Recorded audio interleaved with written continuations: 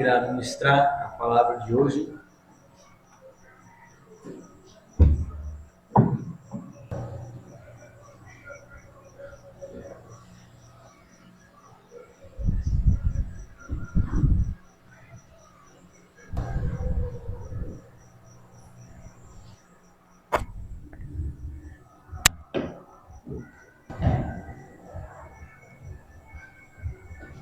Nossa irmã Alissa já orou, mas vamos orar de novo, né? Reforçar, como o pastor diz, orar nunca é demais. Oremos. Senhor Deus,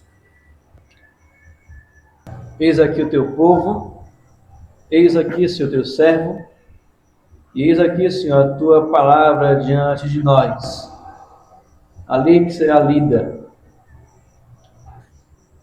Nós, Senhor, quando vamos ler tua palavra, percebemos que Israel só tinha o privilégio de ler a tua palavra mais ou menos de 3 em 3 anos, se não me engano, ou era de 7 em 7 anos. Na festa dos tabernáculos. Eles ouviam a lei apenas uma vez, dentro de alguns anos. Mas nós, pelo contrário, temos o privilégio de ouvir a tua palavra, Senhor, todo fim de semana. No meio da semana também, no culto de doutrina. Mas, Senhor, que a cada pregação, a cada estudo, o Senhor nos dê a graça de não apenas ouvir, mas de ser mudado por Ti. Sermos mudados, moldados, transformados à imagem de Cristo continuamente, todos os dias. Que nós possamos ser melhor do que ontem e amanhã melhor do que hoje. Nos ajuda, Pai, a ter nossos olhos focados na eternidade. Como disse teu servo Lutero, nos ajude, Senhor, a viver como se Cristo tivesse morrido ontem, houvesse ressuscitado hoje e fosse voltar amanhã.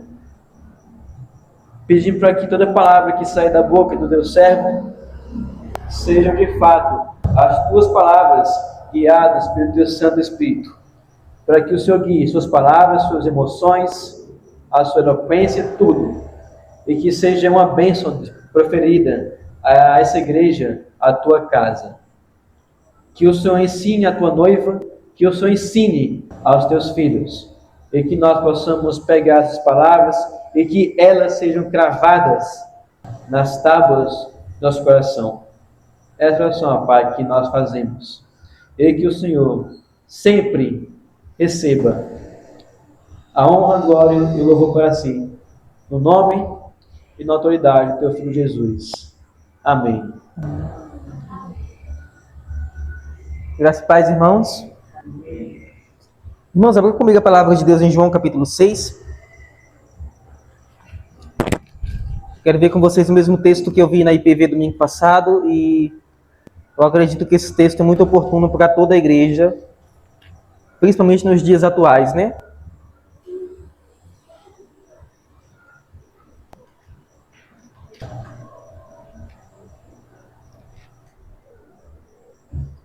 Há mensagens e mensagens. A palavra de Deus tem uma grande variedade de informações e mensagens de consolo, de exortação, de alerta. Mas vocês sabiam, irmãos, que a palavra de Deus, ela mais alerta do que consola? Vocês sabiam que a palavra de Deus mais fala de condenação e questões negativas do que simplesmente positivas?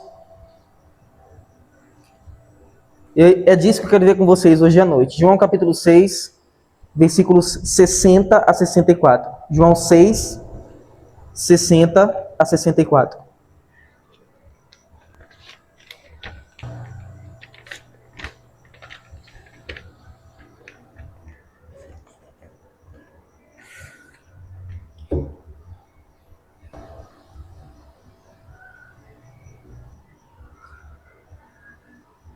Quem encontrou diz amém? Amém. Diz assim a palavra de Deus. João 6, 60 a 64.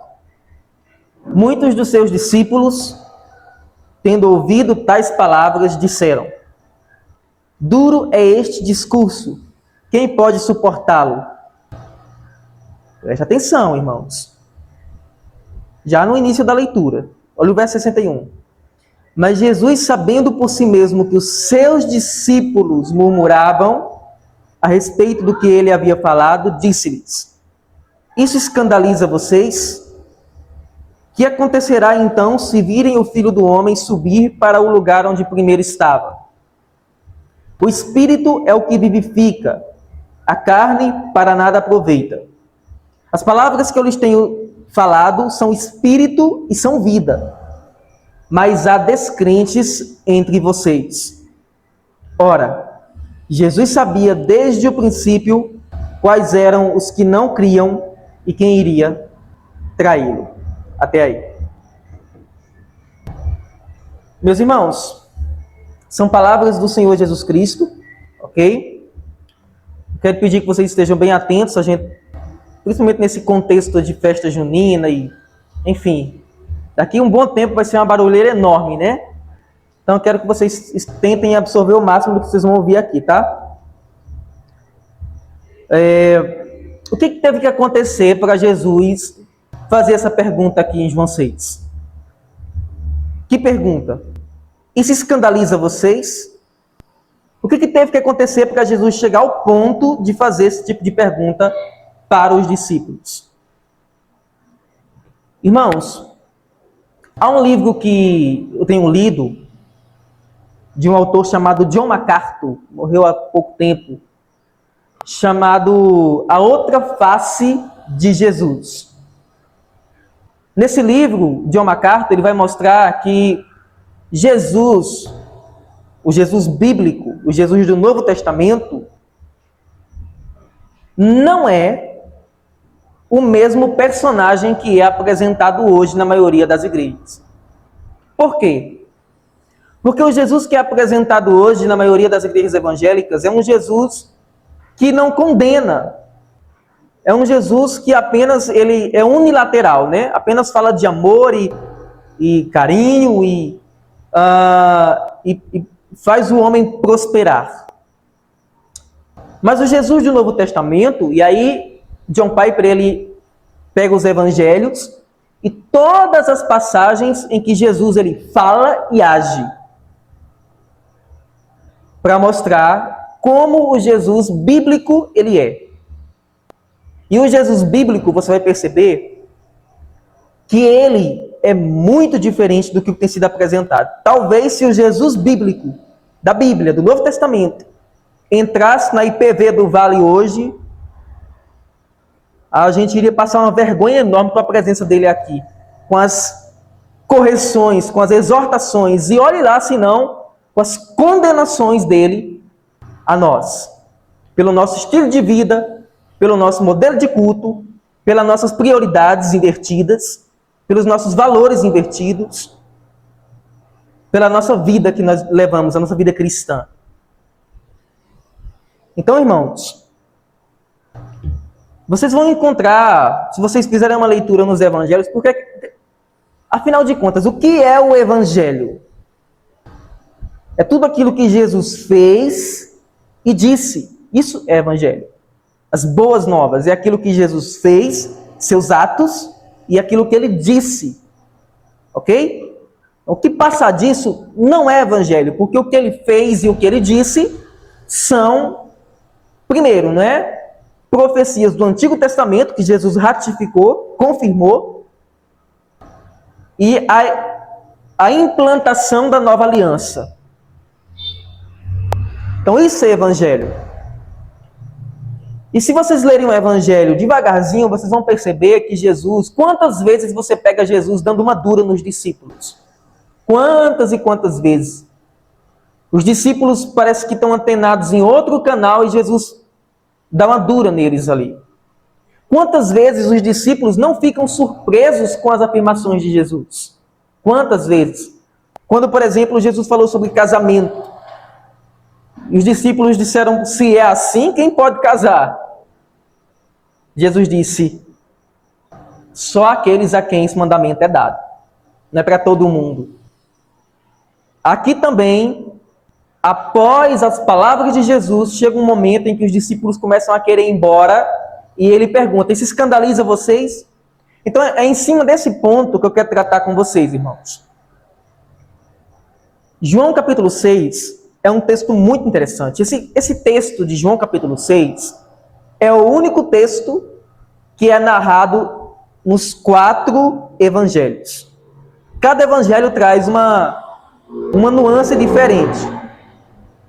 O que está acontecendo em João capítulo 6? Eu vou analisar aqui de forma panorâmica com vocês. Claro que não dá para abordar tudo, para vocês perceberem a que ponto chegou para Jesus dizer isso aqui, ok? João capítulo 6 é um texto em que Jesus ele realiza a famosa multiplicação dos pães e dos peixes. Se vocês observarem comigo capítulo 6, o versículo 1 do 6, Jesus ele estava debatendo com os judeus. Olha o que ele estava fazendo, ok? Ele estava debatendo. Não era aqueles debates desnecessários que Paulo falou, ok? Paulo disse assim, que vocês não devem entrar em brigas desnecessárias e debates tolos. Não era isso. Jesus estava debatendo em prol da verdade do evangelho com os falsos. Em João capítulo 5. Isso aqui é para quem não quer defender a fé.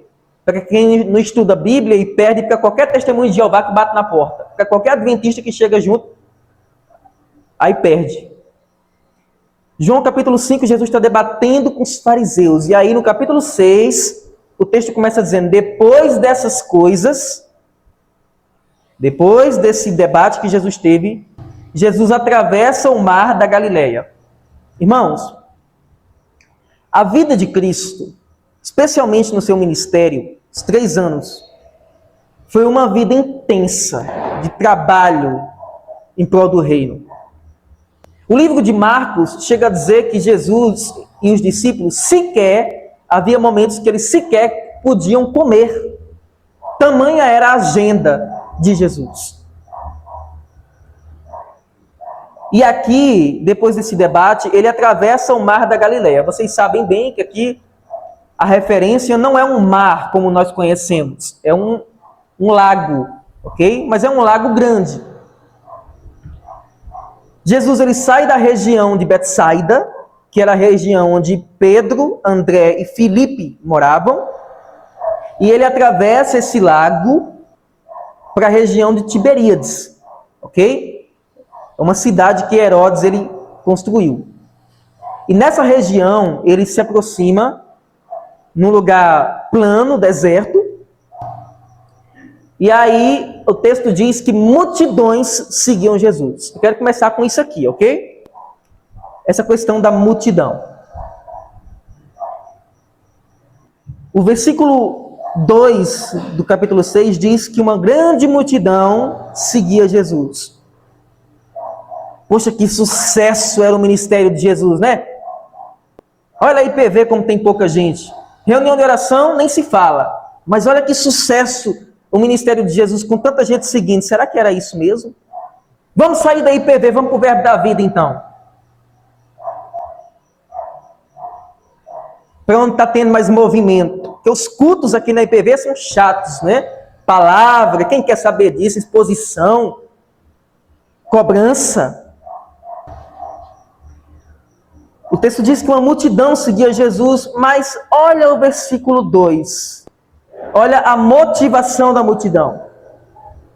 Porque tinham visto os sinais que ele fazia na cura dos enfermos. O propósito da multidão em seguir a Cristo era um propósito egoísta. Ok? Que tinha em vista apenas o que Jesus podia fazer e não quem ele era. Não se enganem, isso acontece exatamente hoje, debaixo do nariz de vocês. O propósito de muitos seguirem a Cristo não é pelas razões bíblicas corretas. Por que eu sou cristão, irmãos? Por que eu me batizei? Por que eu entrei na igreja? Qual é o propósito disso aqui?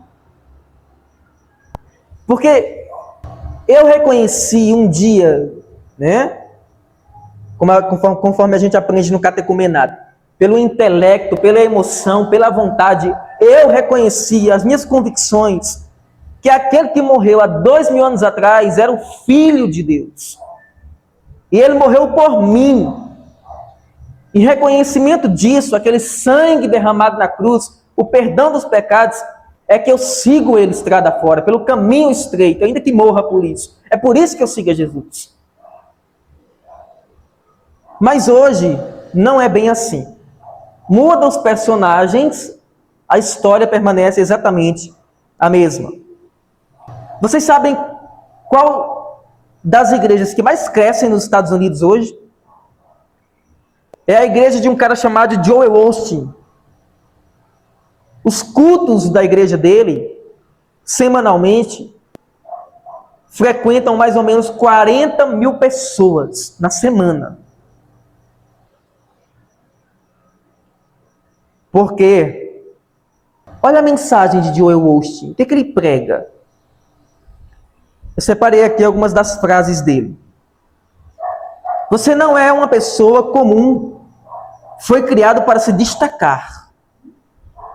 Segundo, Deus não colocou um sonho no seu coração sem já ter preparado os meios para realizá-lo. Quando você foca em ser uma bênção, Deus garante que você será abençoado em abundância. Nada aconteceu contra você, tudo aconteceu para você. Tem mais. Mantenha a fé, a gratidão e a atitude correta e Deus abrirá novas portas. Sua melhor vida começa quando você decide não viver derrotado. A mensagem dele. Comece a acreditar hoje que as coisas vão mudar para melhor. Seus melhores dias ainda estão por vir. Quanto mais você fala sobre coisas negativas em sua vida, mais você atrai. Fale de vitória e não de derrota. É a teologia de Joel Osteen. A igreja dele parece um estádio de futebol.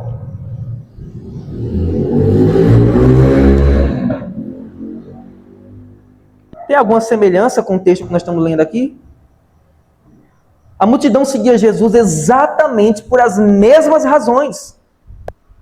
A mensagem está voltada para cura, libertação, teologia da prosperidade, triunfalismo, autoajuda, nada de arrependimento, nada de mudança, nada de conversão, nada de chamar atenção por causa de pecado, nada.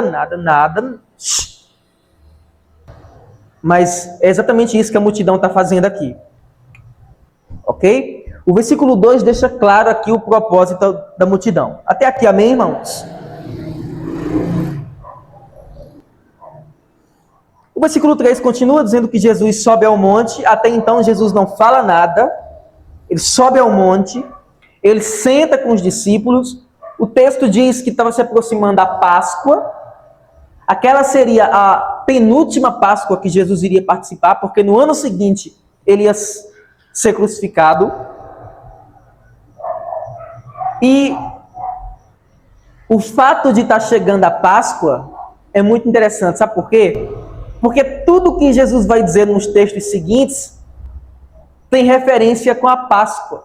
Jesus faz um link entre ele mesmo e o livro de Gênesis, Êxodo, Levítico, com o pão da vida, com o cordeiro pascual, com ele subindo no monte, uma referência para Moisés.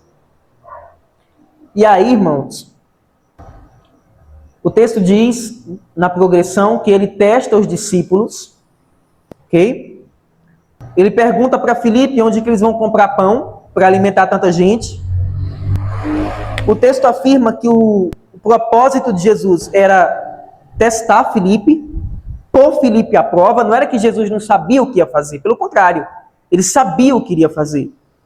Mas mesmo sabendo o que vai fazer, o Senhor Jesus ele parece que se deleita em testar os seus discípulos, em pôr o povo dele à prova. E isso é muito importante para que a nossa fé ela possa ser de fato confirmada.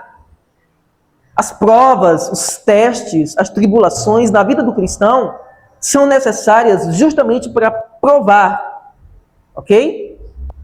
Eu estava ouvindo uma pregação do Paulo Júnior hoje, ele estava dizendo o seguinte, olha, você quer saber quem é um crente de verdade? Pisa no calcanhar dele.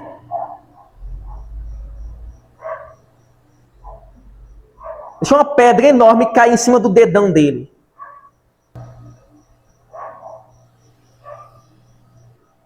Aperta um pouco ele, você vai saber se ele é crente ou não.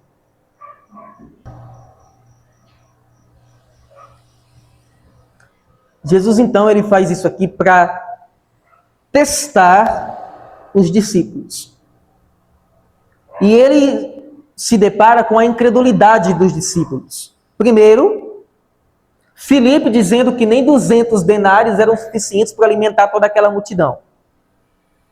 O denário era o pagamento de uma diária de serviço, ok? Então, você tinha ali, conforme o versículo 10, 5.000 homens, só homens, fora mulheres e crianças. Então, talvez você tivesse ali mais de 10.000 pessoas, 15.000 pessoas. Ok? André, irmão de Pedro, ele tem uma pitadinha de fé e traz uma criança com 5 pães e 2 peixinhos. Esses peixinhos aqui eram como se fossem sardinhas, ok? Eram peixes pequenos. E é curioso que esses homens, eles já tinham contato com Jesus, eles sabiam exatamente o que Jesus podia fazer e o que ele tinha feito. E mesmo assim, eles demonstravam incredulidade com relação ao que estava para acontecer. Irmãos, me diga se esse texto não se aplica exatamente à nossa situação hoje. Quando a gente vê as circunstâncias acontecendo dentro da igreja, pipocando problema o tempo todo, a gente tem a tendência de perder logo a fé, ficar desanimado e pular fora. Porque afinal de contas só funciona quando a coisa está tudo caminhando bem, quando o barco está afundando, quando as ondas e os ventos estão batendo, ninguém está preparado para poder passar por isso. Olha isso aqui. Jesus, então, ele alimenta a multidão com o pouco que tem, né? Isso é muito interessante. As lições que nós podemos tirar desse texto aqui, elas são tantas. Vocês sabem bem que o Senhor pode fazer qualquer coisa com o pouco que nós temos. Não foi assim com a viúva de Sarepta? Não foi assim com a viúva do discípulo dos profetas lá em 2 Reis? O pouquinho que elas tinham, o azeite, a farinha, Deus fez crescer em abundância. A mesma coisa aqui, o pouco que esses homens tinham, o Senhor multiplicou.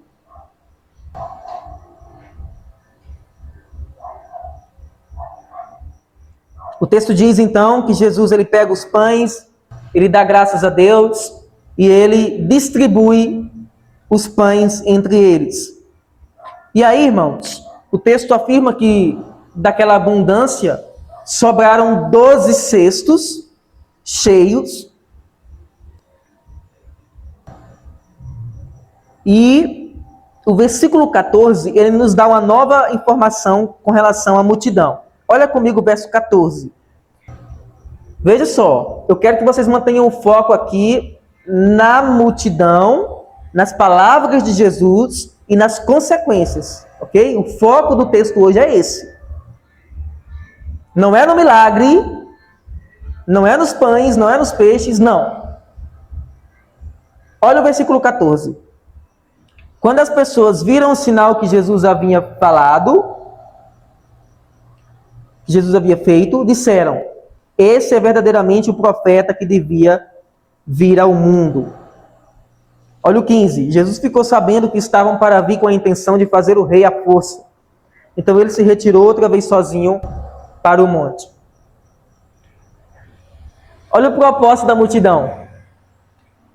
Uma vez que Jesus multiplicou pães e peixes em abundância, eles se maravilharam com aquilo. A expressão da multidão, esse é profeta, não era a expressão de convicção, de arrependimento, como, por exemplo, o eunuco, lá em Atos capítulo 8, né? Que creio que Jesus é o Filho de Deus. Ou a expressão de Pedro em Mateus 16. Creio que o Senhor é o Filho de Deus. Não. A expressão da multidão aqui é de interesse. Jesus sabia que a motivação deles era uma motivação errada. Eles não estavam esperando um Messias para libertá-los dos pecados. Eles estavam esperando um político para trazer reforma social. Era isso que Israel estava esperando. Percebe, Taislan? Era isso que Israel estava esperando. Parece com a gente hoje, né? Quem é que vai ganhar as eleições desse ano? Irmãos, a grande reforma que Jesus faz é na alma, é no corpo, é no caráter. É um novo nascimento, conforme está em 2 Coríntios 5,17. Aquele que está em Cristo é o quê? Nova o quê? As coisas velhas o quê? E eis que tudo é isso que Cristo promove. Mas a motivação da multidão era errada.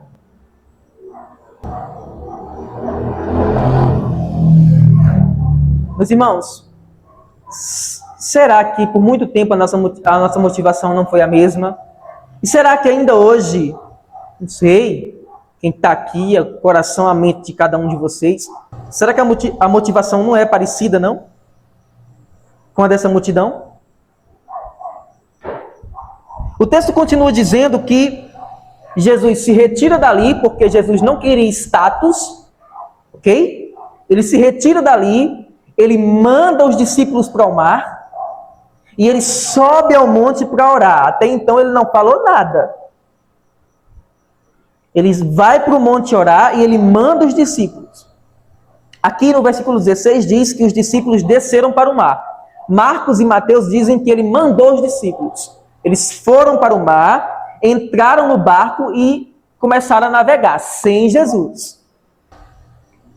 O que acontece? Vai à alta madrugada, nada de Jesus aparecer.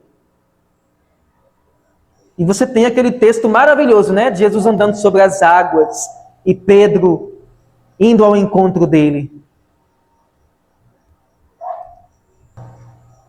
Não confunda com o texto que ele manda o vento se calar e se acalmar, não é esse, ok? Mas é o texto em que ele anda sobre as águas e Pedro vai ao seu encontro. Eles voltam para o barco e chegam na região de Cafarnaum, que é do outro lado do mar, ok? Então, olhe para cá, veja só. Ele sai de Betsaida, passa em Tiberíades e vai para Cafarnaum. Ele faz uma volta assim e o que acontece? A multidão sente falta de Jesus. Olha o que está no versículo 22. No dia seguinte, a multidão que tinha ficado do outro lado do mar notou que ali apenas havia um pequeno barco e que Jesus não tinha entrado nele com seus discípulos, tendo partido sozinhos. Entretanto, outros barquinhos chegaram a Tiberíades. Olha o 24.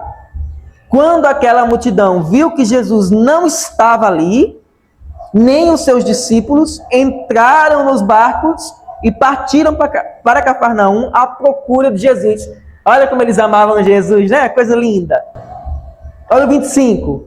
E tendo-o encontrado do outro lado do mar, lhe perguntaram: Mestre, quando o Senhor chegou aqui... Irmãos, olha que coisa interessante.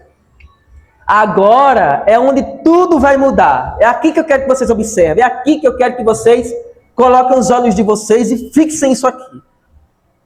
Irmãos, tem um desafio para vocês. Leiam o Novo Testamento de novo, principalmente os Evangelhos. Chegue em casa e comece de novo. Mateus, Marcos, Lucas, João. Olha as palavras de Jesus, Francisco. Tudo sai da boca dele. Olhe, grave e guarde. A partir do versículo 26, a história muda, porque Jesus agora não vai realizar mais milagre. Jesus agora ele vai falar.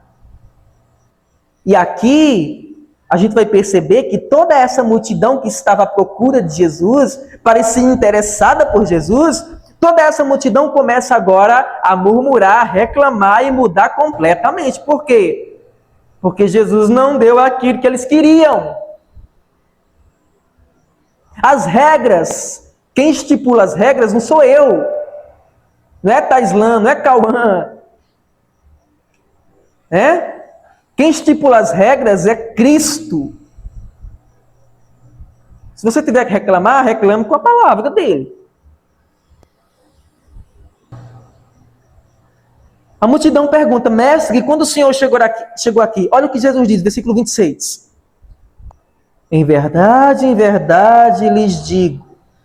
Você acha que ele falou assim? Foi assim, manso. Imagina Jesus falando isso para eles. Em verdade lhes digo que vocês estão me procurando, não porque viram sinais, mas porque comeram dos pães e ficaram satisfeitos. Em outras palavras, Jesus está dizendo, vocês estão me procurando não porque vocês viram os sinais e creram em mim. Vocês estão me procurando por conta da comida que eu dei. É isso que ele está dizendo. Aí ele tem uma ordem negativa e uma ordem positiva. Qual é a ordem negativa? 27. Trabalhem, não pela comida que perece. Ordem negativa. Trabalhem não por isso. O que significa isso? O que significa trabalhar pela comida que perece? Não vivam apenas para os seus negócios.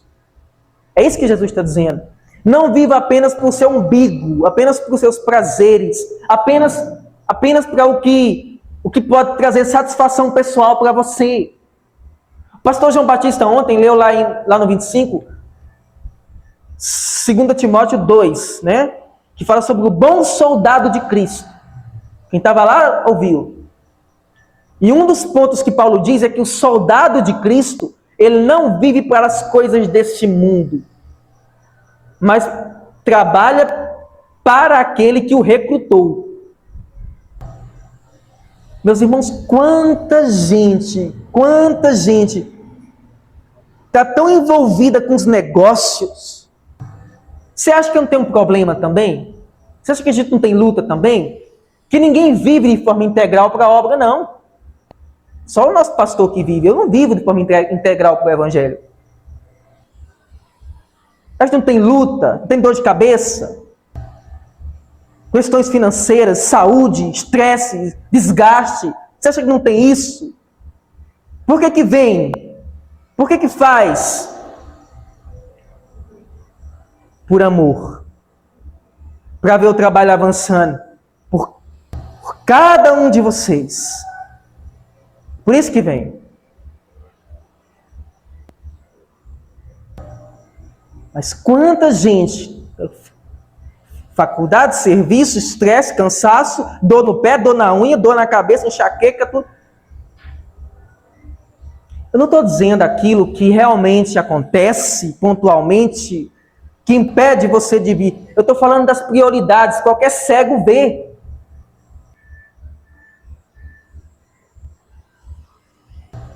E Jesus está dizendo, trabalhem não pela comida que se estraga, agora a ordem positiva, mas pela que permanece para a vida eterna. Ou seja, trabalhe para o reino, trabalhe em prol do céu, trabalhe em prol do seu rei, em prol de Cristo, na obra dele. Qualquer pessoa pode servir na obra, seja lavando a igreja, ou seja comprando Bíblia, orando, qualquer coisa. Há inúmeros serviços que podem ser feitos na obra de Deus.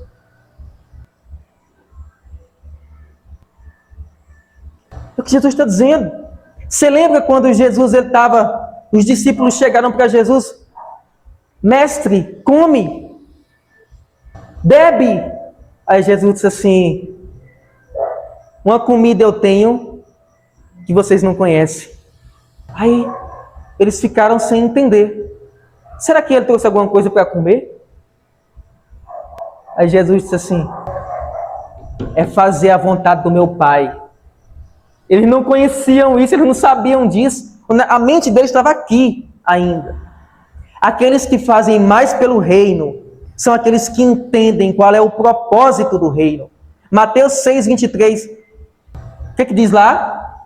Buscai, em primeiro lugar, o quê? O reino dos céus e a sua justiça, e o resto será acrescentado. É o que ele está dizendo aqui, irmãos. A palavra dele não se contradiz, não entra em contradição. Ele repete as mesmas coisas em ocasiões diferentes. Trabalhe não pela comida que se estraga,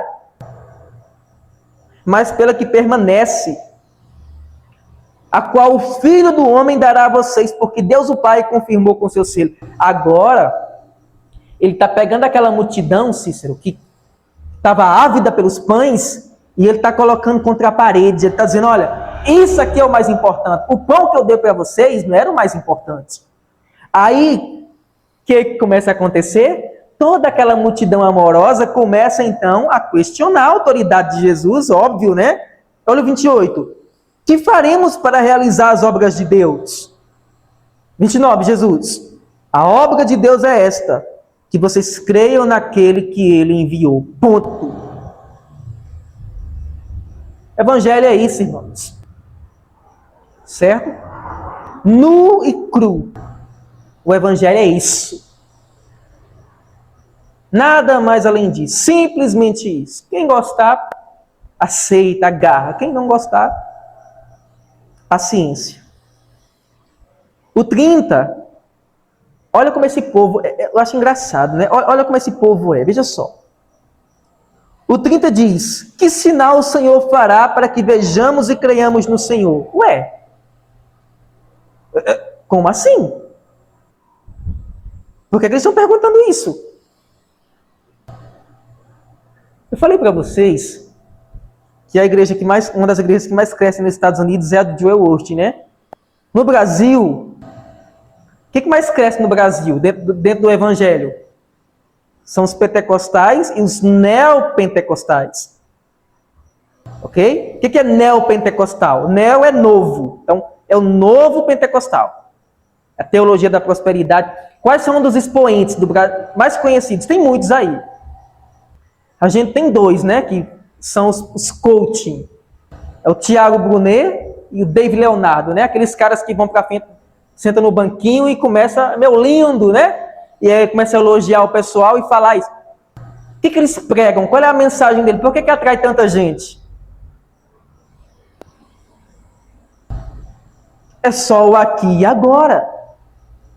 A multidão, ela diz, que sinal o Senhor fará para que nós possamos crer? Irmãos,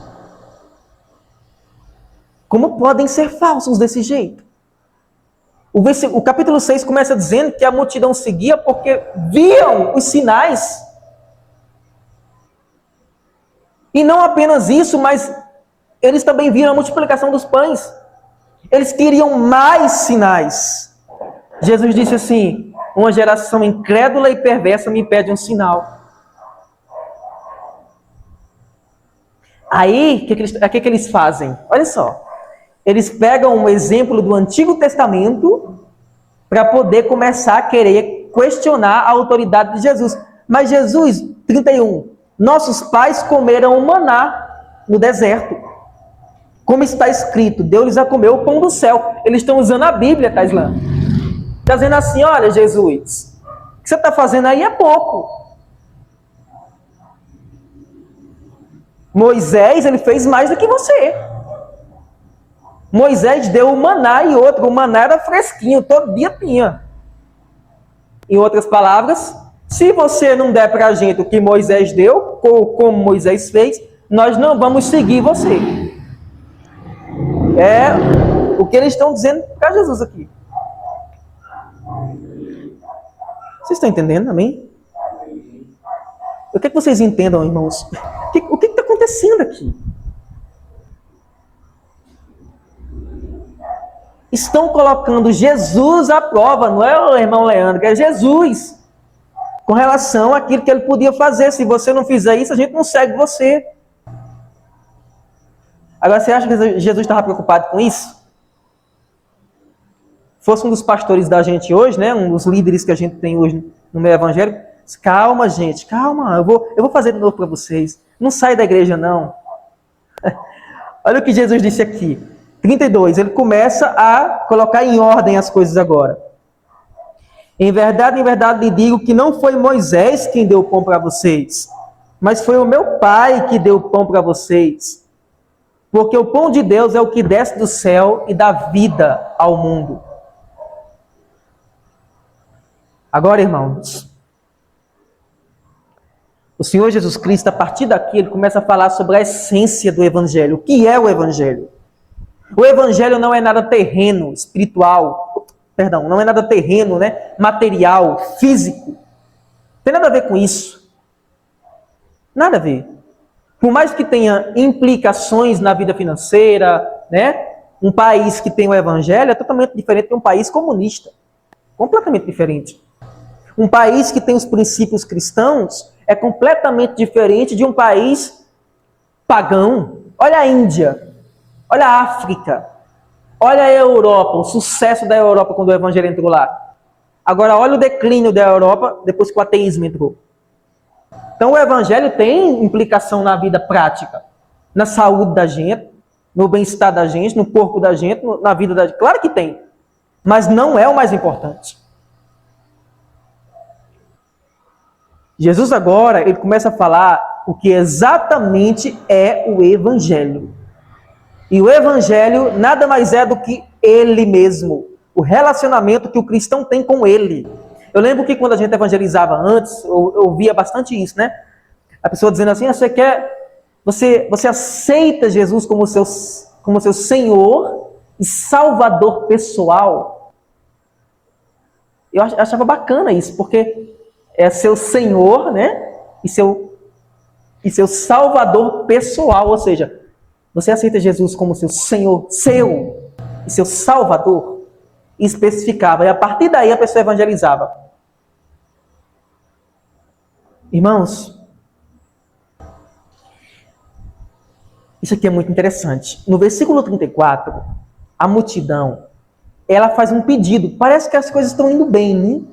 Ela diz assim, Senhor, dai-nos sempre desse pão. Olha, aqui é muito semelhante a João capítulo 4. O que acontece em João capítulo 4? Jesus está com a mulher samaritana e ele fala da água viva. E aí a mulher diz o quê? Senhor, dai-me sempre dessa água para que eu não tenha que voltar aqui de novo. Até aquele momento a mulher não tinha entendido de que água Jesus estava falando. A multidão também não entendeu de que pão Jesus estava falando. Qual é a diferença? A mulher creu e foi salva, a multidão abandonou. Mas aqui, irmãos, a partir do versículo 35, Jesus começa a afirmar, eu sou o pão da vida. Agora, aqui é quando tudo vai de água abaixo, né? Quando ele começa a afirmar isso aqui, versículos 35 a 40, eu sou o pão da vida, quem vem a mim jamais terá fome, quem crê em mim jamais terá sede. Porém, eu já disse que vocês não creem. Irmãos, olha as palavras de Jesus. Jesus está confrontando a multidão. Eu já disse que vocês não creem, embora estejam me vendo. Todo aquele que o Pai me dá virá a mim, e o que vem a mim de modo nenhum lançarei fora. Porque eu desci do céu não para fazer a minha própria vontade, mas a vontade daquele que me enviou. E a vontade daquele que me enviou é esta, que eu não perca nenhum de todos os que ele me deu. Pelo contrário, eu ressuscitarei no último dia. De fato, a vontade do meu Pai é que todo aquele que vira o Filho e nele crer tenha a vida eterna, e eu o ressuscitarei no último dia. Poxa, agora, que mensagem, né? Eles creram? Não. Eles deram glória na hora do culto com essa mensagem aqui? Não. Eles choraram de quebrantamento diante dessa mensagem? Não. Foi o que eles fizeram? O que está aí no versículo 41? O que foi que eles fizeram? Murmuraram. Murmuraram.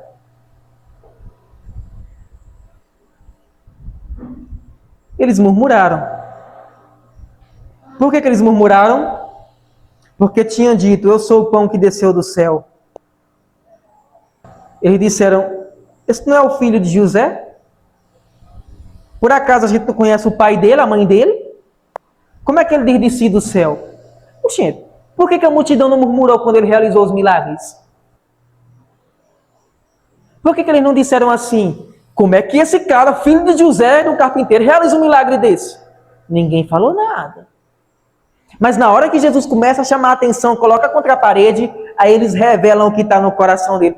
Você já passou por isso já? De você exortar alguém, discutir com alguém, e a pessoa, ao invés de reconhecer alguma coisa, ceder, ela expõe o que está no coração dela. Eles vão agora, você é assim também. Aí começa. Era o que eles fizeram com Jesus Cristo. Só que não com relação aos erros de Jesus, mas com relação à família de Jesus. Ah, irmãos, a gente tem tanto a aprender com isso aqui, né? Infelizmente o tempo limita a gente. João capítulo 6 é um texto muito valioso. Jesus continua falando, discursando com eles. E à medida que Jesus vai falando, ele vai aprofundando a coisa, ok? Ele fala que é o pão e no versículo 44, ele diz que ninguém pode ir a ele se o Pai que enviou não trouxer. Ele usa o Antigo Testamento, porque aquelas pessoas conheciam o Antigo Testamento. Elas conheciam. Tanto é que elas citaram, né? Nossos pais nos deram o maná, como está escrito, deu-lhes a comer o pão do céu. Eles citaram o Antigo Testamento. Aí Jesus diz aqui, tá, mas o Antigo Testamento também diz assim, todos serão ensinados por Deus. Vocês não sabiam que havia um Messias, não? E que o Messias tinha que sofrer? Ah, irmãos, Jesus começa, né, e fala, e afirma que ele é o pão da vida, quem crê nele tem a vida eterna. No versículo 48, ele afirma que o maná, a comida terrena, não satisfaz, que o maná era menor do que ele mesmo, do que ele podia oferecer. Jesus mostra que o valor está não nas coisas terrenas, mas nas coisas eternas. Ele diz, vossos pais comeram o maná no deserto e morreram. Eu sou o pão, esse é o pão que desce do céu, 50, para que todo o que dele comer não morra. Eu sou o pão vivo que desceu do céu. Olha essas palavras, irmãos. Se alguém comer desse pão, viverá eternamente. E o pão que eu darei pela vida do mundo é a minha carne. Agora, olha, quando ele afirma isso aqui, é ainda mais forte ainda, é ainda mais poderoso ainda, é ainda mais loucura ainda. Lembra que Paulo vai dizer que o evangelho é loucura para os gregos, loucura para os judeus, escândalo para os gregos? Por quê? Porque é um homem morrendo na cruz. O que é que um homem morrendo na cruz pode oferecer? Só vida eterna, só isso. Jesus diz, irmãos, os judeus começam novamente, né, a discutir. Como é que esse pode nos dar sua própria carne para comer? Como é que ele vai fazer isso?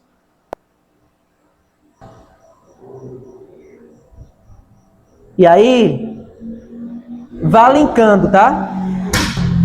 Por que Jesus diz, isso escandaliza vocês? O texto que nós lemos inicialmente. Você tem mais ou menos aí 3 discursos de Jesus. Versículos 35 a 40, afirmações sobre o pão da vida. Versículos 43 a 51, novas afirmações sobre o pão da vida e sobre a eternidade. Versículos 53 agora a 58. Afirmações sobre a carne dele, sobre o sacrifício. Em verdade lhes digo que se vocês não comerem a minha carne, não comerem a carne do Filho do Homem, e não beberem o seu sangue, não terão vida em vocês. Quem come minha carne e bebe meu sangue tem a vida eterna, e eu o ressuscitarei no último dia. Pois a minha carne é verdadeira comida e o meu sangue é verdadeira bebida. Quem come a minha carne e bebe meu sangue permanece em mim e eu permaneço nele. Olha isso. Assim como o Pai que vive me enviou e igualmente eu vivo por causa do Pai, também quem de mim se alimenta viverá por mim. Este é o pão que desceu do céu, em nada semelhante àqueles que os pais de vocês comeram e mesmo assim morreram. Quem comer desse pão viverá eternamente. Irmãos, Jesus está dizendo aqui, finaliza dizendo aqui o discurso dele. Olha, em outras palavras, se vocês não tiverem comunhão comigo, se vocês não entenderem que a vida cristã é uma vida de relacionamento com Cristo, se vocês não entenderem que o fato de ir para a igreja, evangelizar, cantar, se alegrar, louvar, bendizer, ser grato, tudo isso é um sinônimo de ter comunhão comigo verdadeiramente, vocês não podem ser salvos. Ponto. O que Jesus está fazendo aqui, irmãos, é o que a gente chama de exclusivismo. A fé em Jesus é uma fé exclusiva, única. E tem características também que são exclusivas. Se pergunta assim, como é que é um crente em Jesus? Vamos imaginar que o ímpio pergunta isso, Vilani. Como é que é um crente em Jesus? Como é que é a característica de um crente verdadeiro e fiel? Você tem que mostrar um modelo. Quem você vai mostrar? Quem é o modelo? Para eu mostrar e dizer assim, olha para aquela pessoa. O modelo é ela. Olha os atos dela. Olha a fé dela. Olha a alegria dela. Olha o louvor dela. Olha o interesse dela. Olha o vigor dela. Olha os frutos dela. Olha para ela. Aquele dali.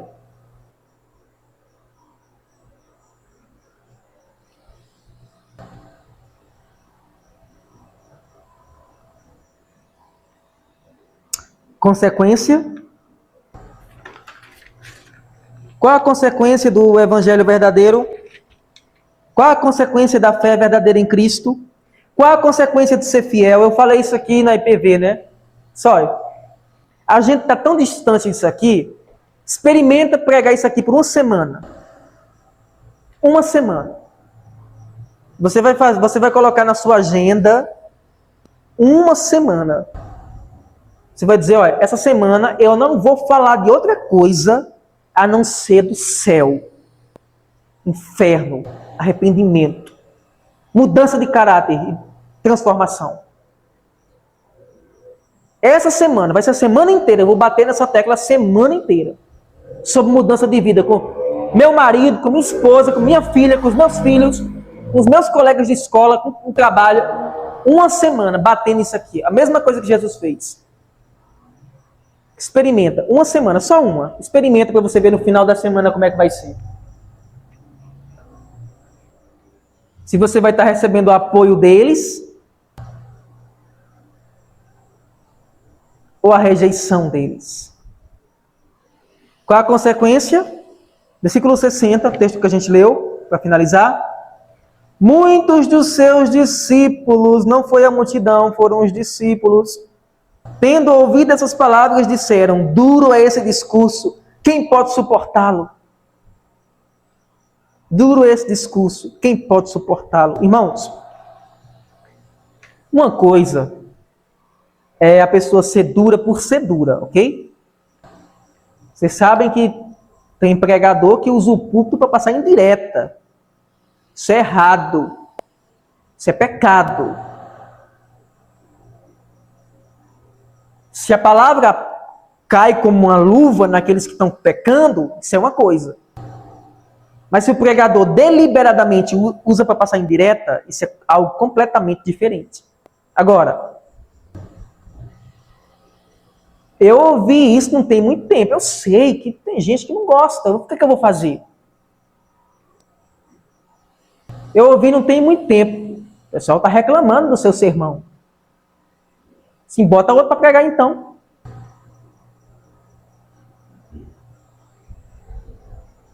Você quer que eu fale o quê? Com uma igreja que não ora, que não vigia, que não faz nada. Você quer que eu fale o quê? Que as reuniões de oração são mortas. Uma pessoa na reunião... Isso é absurdo. Uma pessoa na reunião de oração. Uma. É assim que tem sido aqui no templo. Aí vocês querem que eu fale o quê, gente? Se não estão gostando, é simples. Faz carta para o conselho para tirar e mandar outro. O que está acontecendo aqui? Se escandaliza vocês, os discípulos disseram, dura esse discurso. Uma coisa é se eu falo, irmãos, e de alguma forma eu manifesto hipocrisia. Sei das minhas falhas. Eu juro para vocês que eu tento ser sincero com vocês. Sei das minhas lutas. E pecados também. O bem que eu quero fazer eu não faço. O mal que não quero me pego fazendo, vez por outra. É o que Paulo falou. Mas uma coisa eu digo para vocês. Eu tento não ser falso. Eu juro que eu tento não ser.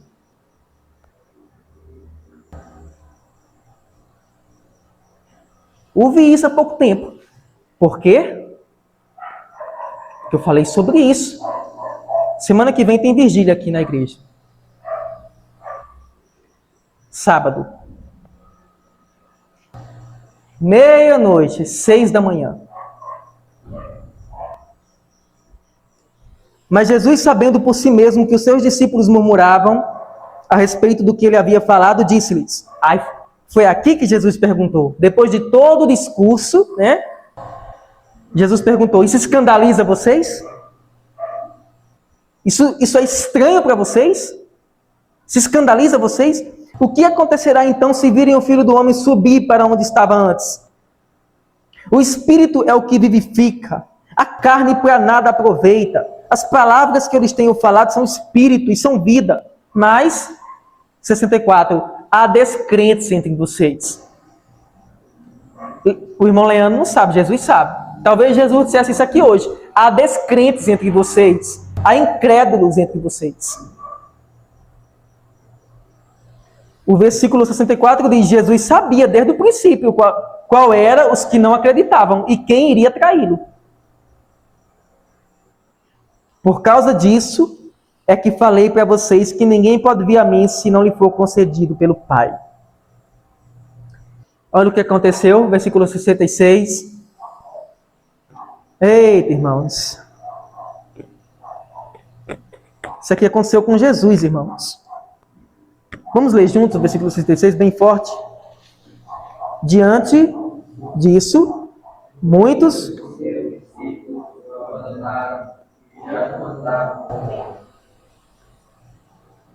eles abandonaram Jesus. Agora você imagina a cena. Imagina a cena. Imagina Jesus falando aqui com eles, a multidão, né? Porque o texto diz que a multidão passou para o outro lado. A multidão e os discípulos aqui. Aí você imagina a cena, né? De repente o rebanho saindo assim. Se fosse hoje, diria logo assim, né? Essa igreja não tem sucesso, está saindo membro dela toda hora. Tem suas razões. Aqui diz que eles começaram a abandonar Jesus. E Jesus perguntou para os discípulos. Irmãos, uma coisa muito interessante no Senhor Jesus Cristo é que ele não estava preocupado em agradar ninguém. Mas ele sempre levava o assunto para os discípulos. Sempre. Porque eram os discípulos que eram importantes para ele. Os outros. Entendeu? Lá em Mateus 16, quem o mundo diz que eu sou? Então, uns dizem que você é Elias, outros dizem que você é João Batista. Ah, ok, tudo bem. Aí Jesus, e vocês? Quem vocês dizem que eu sou? É como se para Jesus, os discípulos dele importassem, né? A resposta que eles fossem dar importasse. Aí aqui, o pessoal começa a sair, aí Jesus para os discípulos. Será que vocês não querem também ir embora, não?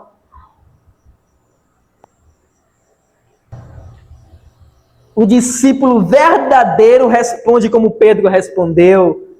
Senhor, para quem iremos? O Senhor tem as palavras de vida eterna. Não importa, Jesus, se o Senhor é duro como tem que ser. Mas o Senhor é que tem a vida está em ti.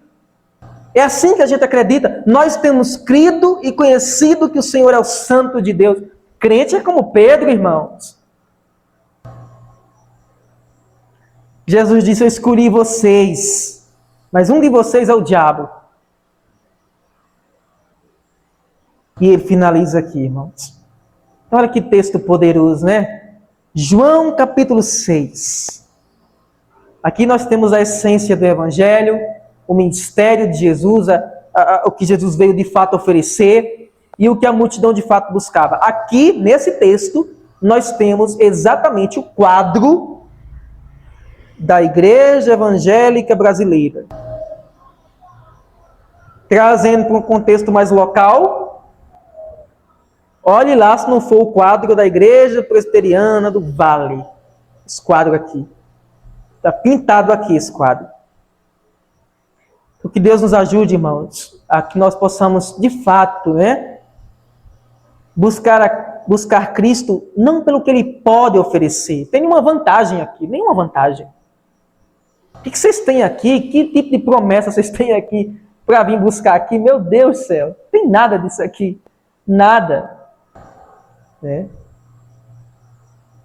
Tem palavra.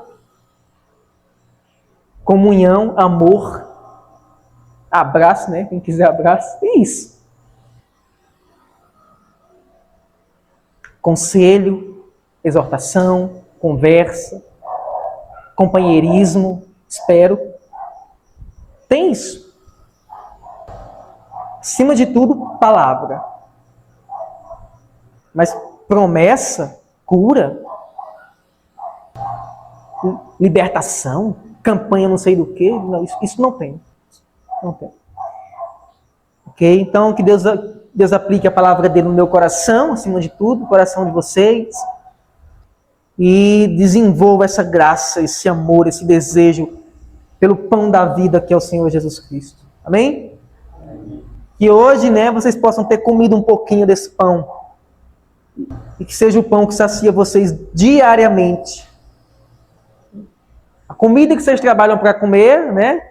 O pouquinho que vocês trabalham para comer, para se alimentar, vai passar, vocês vão morrer. Mas esse aqui é o pão que se você comer, Francisco, você não morre jamais. Amém, meus irmãos? Eu quero orar com vocês. Vamos orar.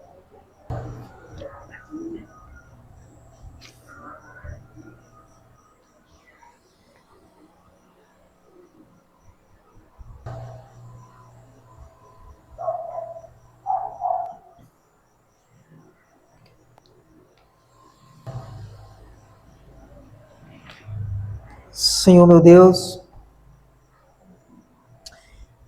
finalizamos mais um culto.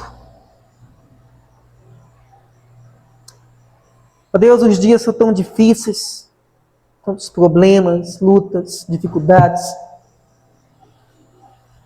Mas, se o Senhor está no barco conosco, nós não temos que temer a tempestade, nem as ondas, nem os ventos. Se o Senhor é a nossa rocha, podem soprar os rios, bater os ventos, que a nossa casa não irá cair. Tu és tudo que nós temos, Senhor Jesus Cristo. Teu povo, tua herança. Os melhores momentos na vida de um cristão são esses. O momento que ele está em comunhão, o momento do culto. O momento em que ele sai da rotina mecânica, imediatista do mundo, para ter um tempo de qualidade com o povo de Deus. Tempo de qualidade, Senhor Jesus Cristo, nós aprendemos na Tua Palavra, e que não é simplesmente ir no parque, ir no cinema, sair. Isso não é tempo de qualidade para o cristão. Tempo de qualidade é estar com a igreja, com o povo de Deus, ouvindo a Palavra de Deus. Cantando, celebrando, louvando, adorando. Se alimentando do pão da vida. Há um louvor que canta, Senhor, que o Senhor tomou sobre si as nossas dores, que o Senhor sofreu para que tivéssemos perdão, e no refrão diz: Jesus, pão da vida, luz do mundo, príncipe da paz, maravilhoso conselheiro. Ó Senhor, que nós possamos ser uma igreja atuante, vibrante, poderosa, E como dizia David Wilkerson, eu até gostaria, Senhor, de fato, de trazer mensagens melhores e até mais leves, mas eu não consigo.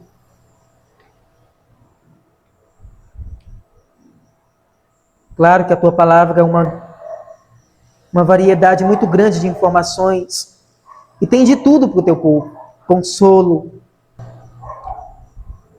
orientação,